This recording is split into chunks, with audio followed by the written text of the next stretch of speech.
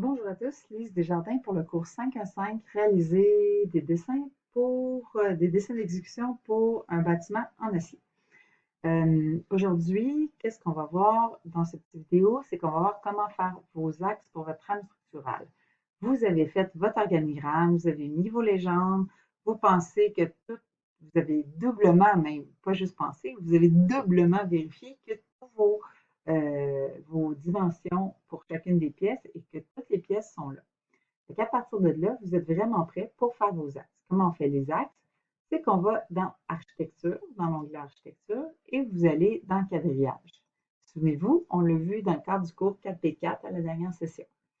À partir de là, vous allez venir cliquer à un endroit, ça va cliquer pour le premier point de votre quadrillage, et là, vous le montez, OK, ici, pour terminer la manœuvre du quadrillage. Là, vous voyez que ça fait apparaître un G.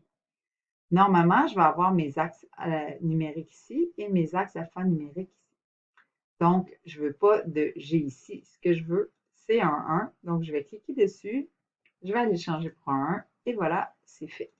Je vais donc placer mon premier axe ici. Pas ici, excusez. Ici, avec l'onglet Modifier et Aligner. Donc, je vais venir l'aligner ici. Ça fait mon premier axe. Il est bien placé, il est bien aligné. Ensuite, je vais aller placer les axes où je pense que je vais en avoir de besoin. Donc, je sélectionne cet axe-là, ici, et je peux faire un copier de cet axe-là. Je vais arriver ici, je vais faire copier, dans l'onglet Modifier quadrillage, évidemment. Je vais faire copier. Et là, je peux aller sélectionner multiple ou contrainte. Multiple, c'est que ça va me permettre de copier de multiples fois le quadrillage. Et contrainte, ça va éviter que je fasse des hauts et des bas avec mon quadrillage. Donc, je viens ici, je le copie de multiples fois.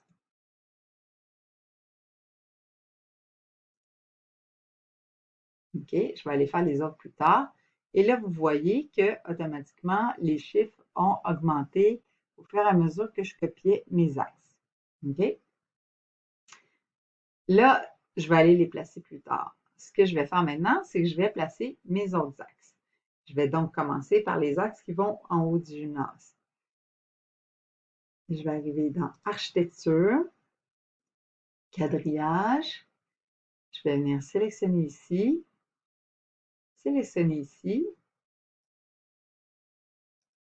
et voilà, je vais aller zoomer. Je vois que c'est 9. Je ne veux pas de 9. Je veux un A. OK, ça va être mes axes alphabétiques.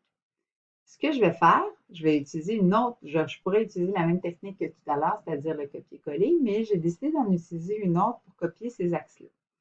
Je vais venir ici, je vais appuyer sur le bouton contrôle, je vais laisser le bouton contrôle enfoncé, et vous voyez que ma petite flèche se transforme et il y a un petit plus qui apparaît à côté. À partir de là, je viens sélectionner mon axe.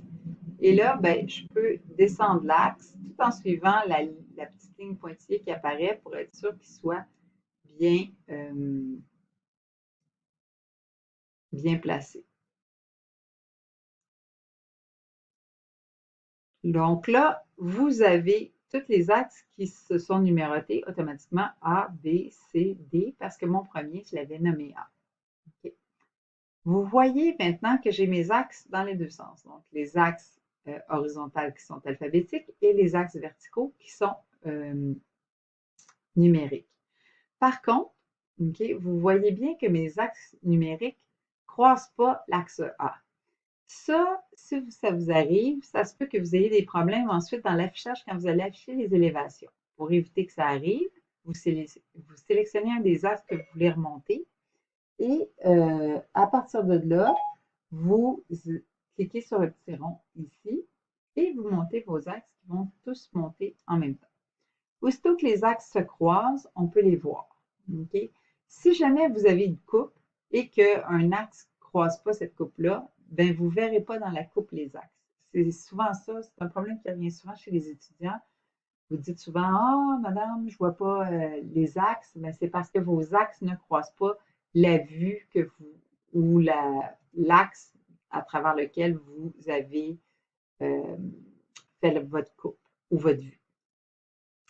Donc, à partir de là, ben, j'ai créé des axes, mais c'est sûr qu'ils ne sont pas bien placés. Il faut que je décide de quel côté je vais avoir mes poutrelles et de quel côté je vais avoir mes poutres. Dans le PFT, on a mentionné que les poutres devaient avoir une dimension entre 6 000 et 9 000. Et les poutrelles devaient avoir une dimension entre 9 et 10 000. OK? Si je regarde ça, OK, la poutre doit avoir un minimum de 6 000 de dimension, 6 000 mm, et un maximum de 9 000 de dimension. C'est-à-dire que je pourrais avoir n'importe quelle dimension entre 6 000 et 9 000. Ma poutre pourrait faire 7 500, 6 200, 6 050 si je veux, mais elle aurait pas, elle pourrait pas faire 9 500 par exemple, parce que le maximum c'est 9 000. C'est pareil pour les poutrelles. Les poutrelles, on a dit que ça devait être entre 9 et 10 000. Donc, les poutrelles peuvent faire 9 500, 9 200, à peu près n'importe quoi là-dedans. Tout ce que je vous demande, c'est de ne pas avoir des 9 287. OK? C'est pas, sur le chantier, l'entrepreneur n'est pas suffisamment précis pour aller au millimètre près. Donc, on va essayer de ne pas avoir des 87, 84. On va y aller plutôt au chiffron. Donc, essayer d'avoir plutôt des 50, des 25 à la limite, là, si vous voulez, mais pas de. Le dernier chiffre, normalement, devrait être plus un zéro qu'autre chose. Donc, à partir de là, il faut que je place mes différents axes au bon endroit. Si je viens ici, OK, je regarde ça, je me dis, sais-tu, ça ne marche pas mon affaire? Hein? Là, j'ai placé mes axes pas alignés du tout, donc il faut que je les aligne. Je vais venir ici, les aligner. Donc, je vais aligner ici, évidemment, avec le mur de mon gymnase. Le gymnase, c'est un cas à part. Étant donné qu'il y a des plus grosses poutrelles, il peut avoir une plus grande portée. Donc, il va avoir des axes qui vont faire, qui vont être un petit peu différents, là, juste pour lui. Donc, je vais arriver ici et là, j'assume que ici, c'est probablement trop grand. Je vais venir mettre un axe ici, puis après, je viendrai placer celui-là. Okay? Je pourrais en ajouter aussi ensuite, mais si j'en ajoute par la suite, il va falloir que je vienne changer mes numéros d'axes ou que j'ajoute des axes secondaires. À partir de là, ben, je pourrais venir aligner cet axe-là ici avec celui-ci. Donc, je viens l'aligner toujours avec l'outil d'en modifier, aligner. Et après ça, ben, je vais voir là, comment je m'en sors. OK. Si j'arrive ici,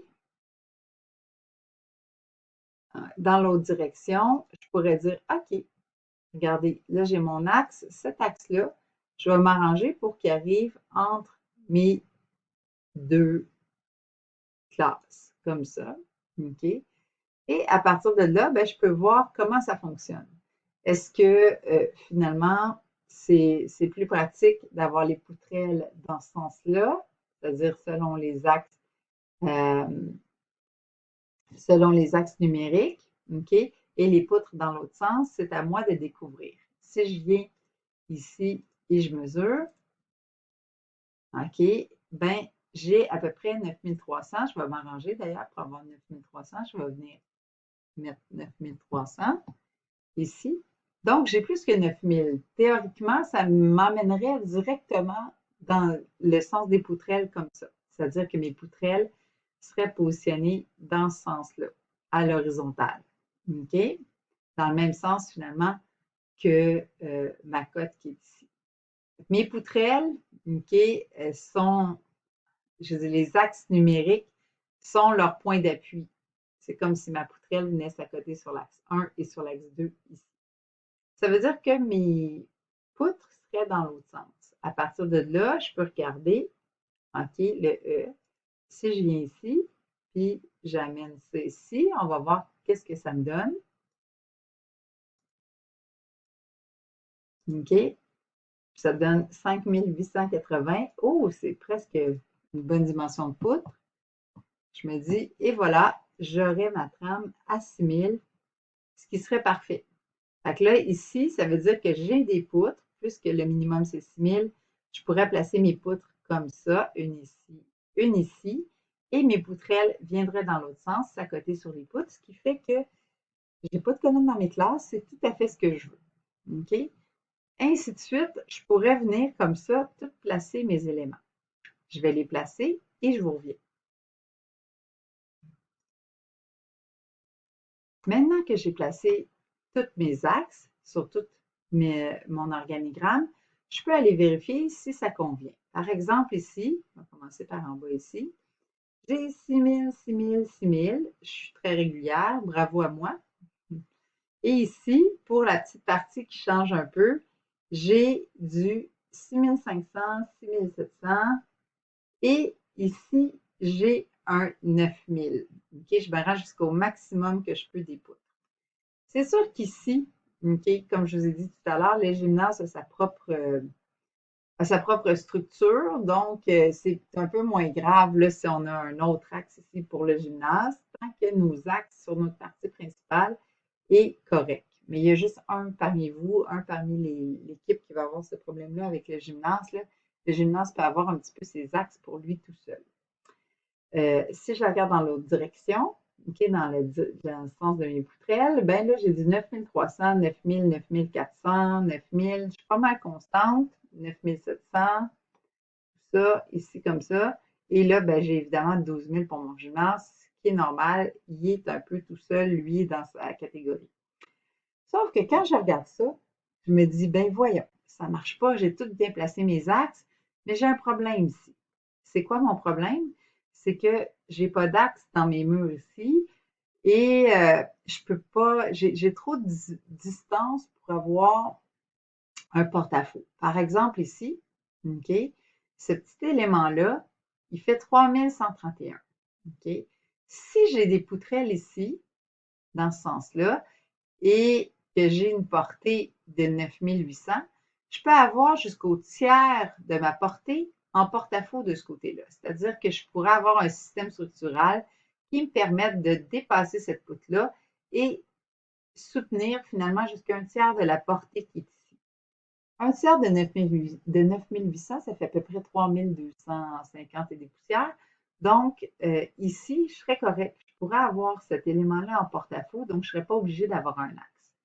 Sauf que ici, OK, c'est beaucoup trop grand. Hein? En plus de mon 3500 ici, j'ai un 2500, ce qui fait que c'est vraiment grand. J'ai plusieurs solutions que je peux faire avec ça, soit que je réorganise mes pièces, OK, soit que je les prends ici. Par exemple, je pourrais prendre cette pièce-là ici et cette pièce-là ici, et je peux venir les déplacer, OK. Je peux réorganiser, finalement, réarranger mon design. Je vais venir déplacer mes pièces, OK, pour avoir, là, il me fait des petits messages d'erreur parce que c'est mes